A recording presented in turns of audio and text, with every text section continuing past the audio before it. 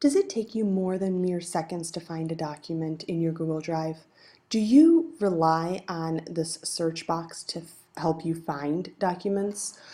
Do you feel like you're just wasting time constantly searching and searching for documents you know you have, you just don't know where they are? Or are you not able to efficiently produce documents, as in find documents for your teachers or your peers in a timely fashion? Like you can't even supply them by a certain due date or due time? Well, then chances are it's time to spring clean your Google Drive. And here's a really quick step-by-step way to do that. What you want to do is get into your Google Drive and go ahead and click Create.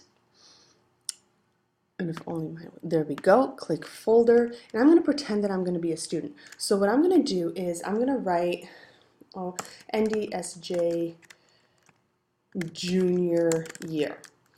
You could also add something like 2013, 2014. That is our school year. Right, okay.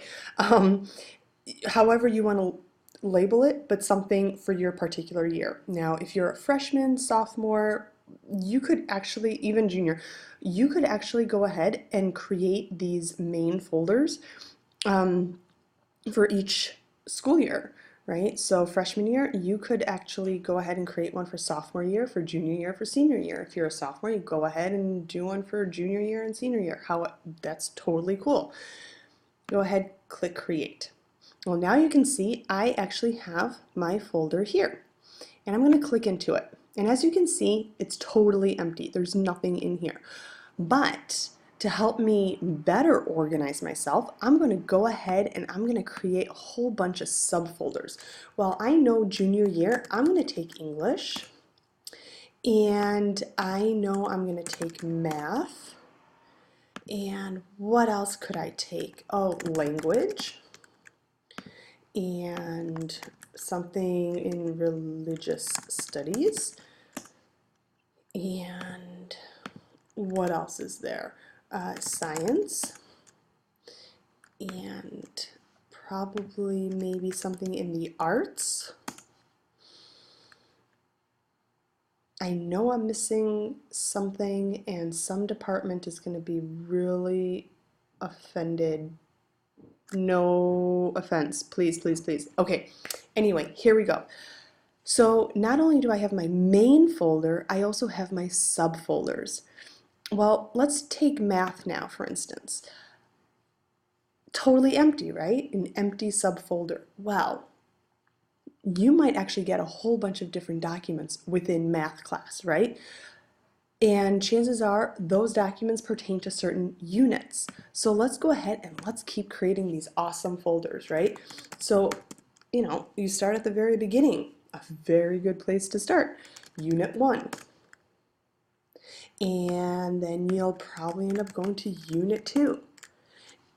And so on and so forth. You can create a whole bunch of different subfolders. That's great. Let's see, English. Well, junior year, you know that you'll be reading The Crucible. If you're in regular English, you'll also end up reading The Scarlet Letter, right? So instead of creating units like you would in math class, then you could actually use subfolders for the actual books and plays that you'll be reading junior year, and you can organize it that way. So this is a really quick way for you to figure out how to set up folders and subfolders and subfolders and so on and so forth. But now you're thinking, well, how am I supposed to get all this information organized that's been shared with me? Well, if you scroll down to the Shared With Me section, you'll notice that you have a folder or the section that has all these individual files, right? And it just goes on and on and on and on. Well, that's great that they're all in this one location, but who knows how you can organize it and find it, and it's by date and person and who knows. So all you have to really do is go ahead and drag and drop, right? So you're gonna scroll over the document that you want to place, And you'll see after you've clicked it with your mouse or however, and it says move it. Well, I'm gonna move it right in. And there we go. But I don't have permission to move those items. I don't know why, but that's the general concept, right? If you want to move multiple documents all at once, just go ahead and click them as long as they're pertaining to the same area that you need them moved to, and you can move all of those items all at once as well. And that's probably going to come up as I don't have permission. Well, chances are because I've already got them organized and shared or organized in their specific locations anyway. But that's the concept, right? I hope this helps. I hope this gives you a better indication of how you can go ahead and organize all of your individual files into folders. Thanks so much.